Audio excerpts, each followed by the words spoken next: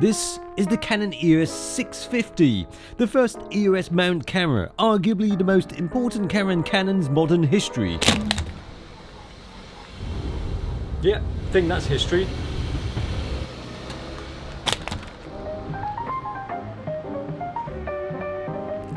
Sony first did the full frame mirrorless thing with an A, but then Nikon came along and proved that if you start off with an A, you have to end with a Z. But in just a few moments, Canon's going to announce, well, actually I don't know, because they're being quite tight-lipped about why we're actually here.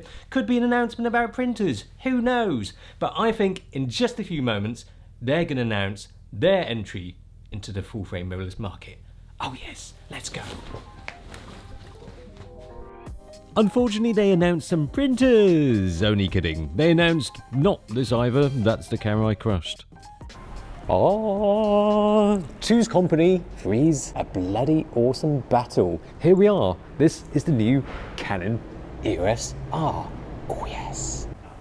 But before we get started, yes, I know what you're thinking. I'm a bit psychic or psycho? No, psychic. Yes, I know what you're thinking. How many card slots does it have? Let's have a look. Well, it's only got one. There you go. So if you're going to flip out now. Get it over and done with. What? One card slot? I mean, just one measly card slot. One? Ooh. Yes, one card slot.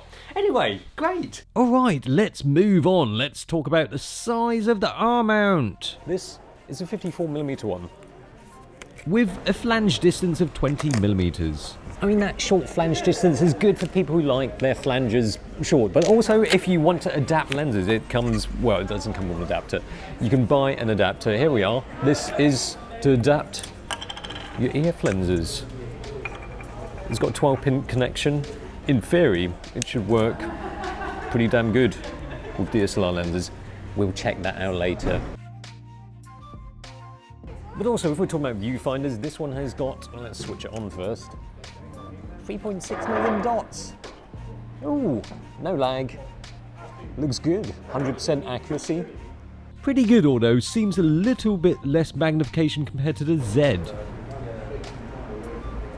Yeah, but we don't care about the pixels in the viewfinder. We care about the pixels on the sensor. How many megapixels is it? 30 megapixels. So it's a bit like a 5D Mark IV. Yes, in a way, it's a 5D Mark IV without the mirror.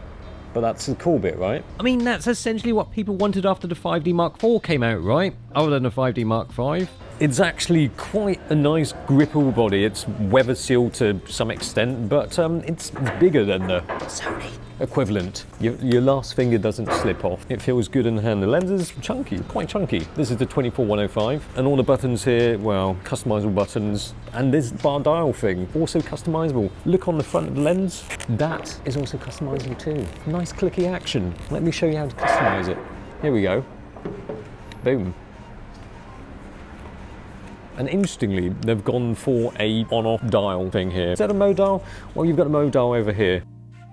Mode, oh look, that screen's just like the Nikon. But check this out, vloggers. Tilty Flippy screen, fantastic. Also, they've got other adapters. They've not just got the one adapter, they've also got ones with slot-in filters, which is a great idea. But this one, this is to mount EF lenses, of course, but this has got a customizable ring on it. Yep, just like the customizable ring on the front of these new lenses, you can customize this when you're using EF lenses as well. But apart from that, if you don't want to use EF lenses, you've got 4 lenses to begin with. You've got the 35mm macro, you've got the 50mm f1.2. Oh yes, it's right here. I've got one in my hands. Let's take off the lens hood and check out that maximum sexiness. Ooh, look at that. f1.2. What else? We've got this. We've got 24-105 f4 IS. Great for video because it's got IS. Why did I emphasize the stabilization? Because in body, no, it doesn't have stabilization, unfortunately. So you'll need lens stabilization. Only 2 of the 4 lenses have stabilization, the macro and the 24-105. But then you've also got the 2870 f2. Here we go, mounting the beast. That is the 2870 f2. The illustration of size. Check that out. That's the 2872. Just to give you an idea of the size, here it is next to Gordon Lane Camera Lab's head. I mean, I'm still blown away by this. I still can't believe this. Full frame mirrorless Canon. I'm so excited. There's a bit of a leaky patch right here at the bottom of my seat. Look, check it out. But what else has it got? It's got always on Bluetooth, which is always on. Interesting. But anyway, let's move on to the shooty bit. Let's go. Canon Ambassador Catherine Doyle went through this portal.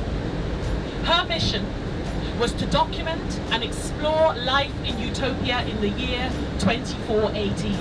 Sorry, I just want to take test shots in 2018 actually. Great, so we've been brought out to test out the new Canon EOS R to find, can't remember the name, Catherine or something from Canon, and we're going through a portal, otherwise known as a door. Right on here. So we entered a door, aka portal. We've just been beamed into the future and it looks like a warehouse, and we're still using the same cameras. Long product shelf life.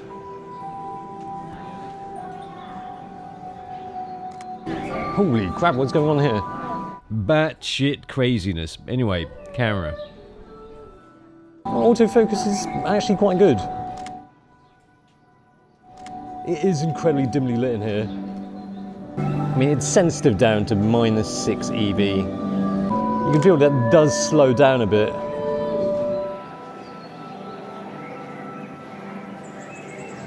I'm not sure if I'm really going to get a chance to test out the speed of this. For sporty stuff, for movement.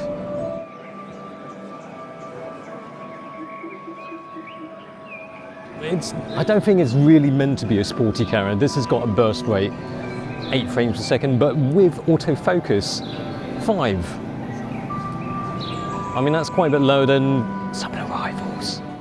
What? Nikon and Sony? Still, this has got dual pixel AF and 5,655 AF positions, selectable using the touchscreen. Some crazy yoga shit going on. This is with the 50mm f1.2. Focus obviously is not going to be as good as DSLR, but it's decent, I thought. For stills, it feels good. The glass is class and the 50mm f1.2 is a storming lens. It's great to have excellent native lens options from the start. You must return when you That's, I'll interpret for you. That means get the hell out of here. An appropriate time to get out and try some non-native lenses with the adapter. So yes, when you've got a camera like this, when you've got short flange distance and you've got the adapters, why not use them with the EF lenses? We've got the EF lenses right here to choose from. I think we can choose them. Let's have a look. Now, yeah, I think I'll have that one. Hey, here we go. That's the 85 1.4 with adapter. Let's see how that focuses. It's pretty damn quick, actually, I can tell you.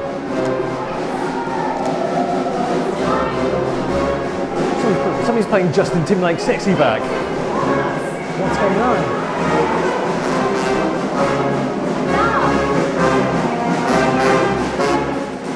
There were a few times when it wouldn't focus to 85 1.4 at all. Don't know why. When I've got the adapter, when I had the 85 on with the adapter, there were times where it just had the red square, it kind of didn't want to focus. Don't know why. It's quite bright. I mean, the subject was quite brightly lit. It's quite clear what I want to focus on.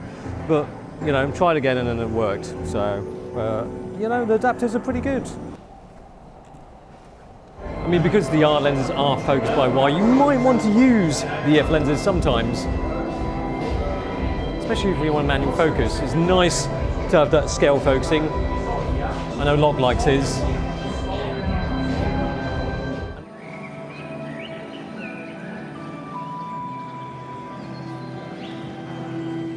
This lens is a little bit chunkier. I mean, I would have preferred a 50mm f1.2. I know, yeah, it's mirrorless, so probably need an extra bit of depth to it, but these lenses are massive. I mean, people said, oh, the Nikon 50mm, on the Nikon lenses that came with the Z, they're big.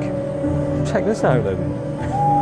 The 2870 is prohibitively big. Well, one thing I do want to find out is how good is it going to be for vlogging, for video taking, because this does shoot 4K, but as it is just like a 5D Mark IV without a mirror, it does have a crop. It has exactly the same crop as a 5D Mark IV.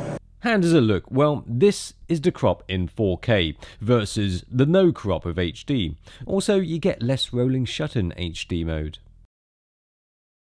There are perks. I mean, you do have the 10-bit 422 external via HDMI if you have got an Atmos or something like that. But let's just try it internally. 8-bit, all eye.